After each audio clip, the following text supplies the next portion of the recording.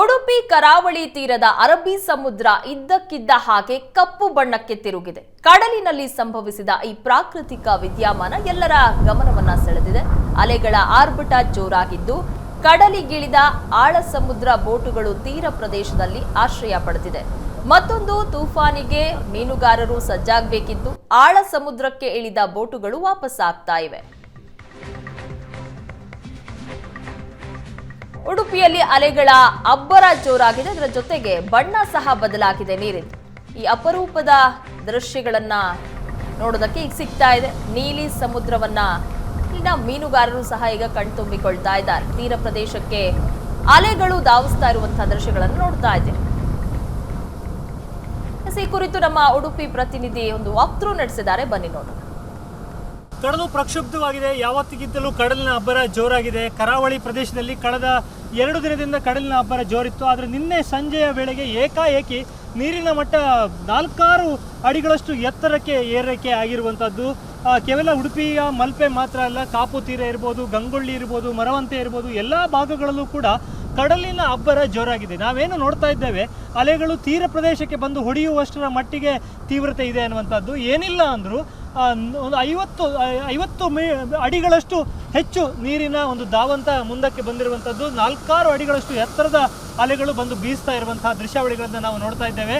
ಅದರ ಜೊತೆಗೆ ತಿಳಿ ನೀಲಿ ಬಣ್ಣದಲ್ಲಿ ಇದ್ದಂತಹ ಸಮುದ್ರ ಕಪ್ಪು ಬಣ್ಣಕ್ಕೆ ತಿರುಗಿದೆ ಅನ್ನುವಂಥದ್ದು ಮೀನುಗಾರರಲ್ಲಿ ಒಂದು ಆತಂಕಕ್ಕೆ ಕಾರಣವಾಗಿದೆ. ಏಕಾಏಕಿ ಕಳೆದ 24 ಗಂಟೆಯಲ್ಲಿ ನೀರಿನ ಬಣ್ಣವೇ ಬದಲಾಗಿದೆ ಅನ್ನುವಂಥದ್ದು ಕರಾವಳಿ ತೀರದ ಜನರು ಮತ್ತು ಮೀನುಗಾರರಿಗೆ ಆತಂಕವನ್ನು ಉಂಟು ಮಾಡಿದೆ. ಯಾವುದೇ ಕಾರಣಕ್ಕೂ ಕಡಲಿನಲ್ಲಿ ಬಲೆಯನ್ನು ಹಾಕುವ ಪರಿಸ್ಥಿತಿ ಇಲ್ಲ ಅನ್ನುವಷ್ಟರ ಮಟ್ಟಿಗೆ ಕಡಲಿನ ಅಬ್ಬರ ಜೋರಾಗಿರುವಂಥದ್ದು ತೀರ ಪ್ರದೇಶವನ್ನು ನೋಡಿದಾಗ ನಮ್ಮ ಅರಿವಿಗೆ ಬರ್ತಾ ಇದೆ. ಸೊ ಈಗಾಗಲೇ ಆಳ ಸಮುದ್ರ ಮೀನುಗಾರಿಕೆಗೆ ತೆರಳಿದಂತಹ ಎಲ್ಲ ಬೋಟುಗಳು ಅಲ್ಲಲ್ಲೇ ಲಂಗರು ಹಾಕಿದ್ದಾವೆ ಅನ್ನುವಂಥದ್ದು. ಅಂದರೆ ಕಾರವಾರದ ಭಾಗದಲ್ಲಿರುವಂತಹ ಬೋಟುಗಳು ಅಲ್ಲಿ ಲಂಗರು ಹಾಕಿದರೆ, ಉಳಿದ ಬೋಟುಗಳು ಮಲ್ಪೆ ಬಂದರಿರ್ಬೋದು, ಮಂಗಳೂರು ಭಾಗದಲ್ಲಿ ಅಲ್ಲಲ್ಲೇ ಲಂಗರು ಹಾಕಿ ಮೀನುಗಾರಿಕೆಯಿಂದ ಬಹುತೇಕ ವಾಪಸ್ ಆಗಿವೆ. ತೀರ ಪ್ರದೇಶವನ್ನು ಸೇರಿರುವಂತಹ ಒಂದು ವಿಚಾರವನ್ನು ನಾವು ಈಗಾಗಲೇ ಮಾಹಿತಿಯನ್ನು ಸಂಗ್ರಹ ಮಾಡಿದ್ದೇವೆ. ಅದರ ಜೊತೆಗೆ ಕಡಲಿನ ನೀರಿನ ಬಣ್ಣವೂ ಕೂಡ ಕಪ್ಪು ಬಣ್ಣಕ್ಕೆ ತಿರುಗಿರುವಂಥದ್ದು ಮೀನುಗಾರರಿಗೆ ಆತಂಕವನ್ನು ಮೂಡಿಸಿದೆ. ಈಗ ತಾನೇ ಆಳ ಸಮುದ್ರ ಮೀನುಗಾರಿಕೆಯನ್ನು ಆರಂಭಿಸಿದ್ರು. ಆರಂಭದಲ್ಲೇ ವಿಘ್ನ ಅನ್ನುವ ರೀತಿಯಲ್ಲಿ ಒಂದು ವಾತಾವರಣ ನಮಗೆ ಕಂಡು ಬರ್ತಾ ಇದೆ. ಮಲ್ಪೆಯ ಸೀವಾಕ್ ಪರಿಸರದ ತೀರ ಪ್ರದೇಶವನ್ನು ನಾವು ನಿಮಗೆ ತೋರಿಸ್ತಾ ಇದ್ದೇವೆ. ಇಲ್ಲಿ ಆ ತೀರ ಪ್ರದೇಶಕ್ಕೆ ಅಪ್ಪಳಿಸ್ತಾ ಇರುವ ಅಲೆಗಳನ್ನು ನೋಡಿದರೆ ನಮಗೆ ಗೊತ್ತಾಗುತ್ತೆ ಎಷ್ಟು ಜೋರಾಗಿದೆ ಕಡಲು ಅನ್ನುವಂಥದ್ದು. ಅದರ ಜೊತೆಗೆ ಕಾಪು ಪ್ರದೇಶದಲ್ಲೂ ಕೂಡ ತೀರ ಪ್ರದೇಶವನ್ನು ದಾಟಿ ಅಂಗಡಿ ಮುಂಗಟ್ಟುಗಳವರೆಗೂ ಕೂಡ ನಿನ್ನೆ ಸಂಜೆಯ ವೇಳೆಗೆ ನೀರು ಬಂದಿತ್ತು ಅನ್ನುವಂಥದ್ದು.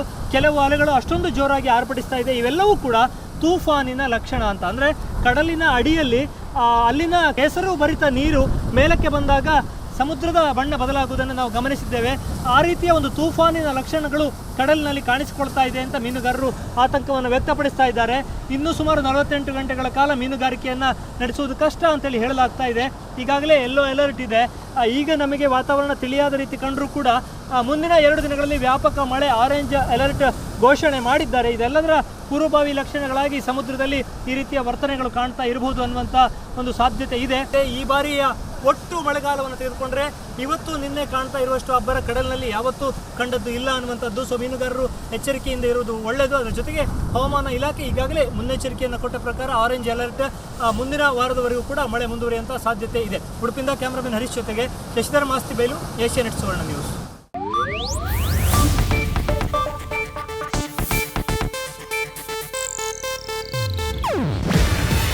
ಇದು ಏಷ್ಯಾನೆಟ್ ನ್ಯೂಸ್ ನೆಟ್ವರ್ಕ್ ಪ್ರಸ್ತುತಿ. ನೀವು ನೋಡ್ತಿದ್ದೀರಾ ಏಷ್ಯಾನೆಟ್ ಸುವರ್ಣ ನ್ಯೂಸ್.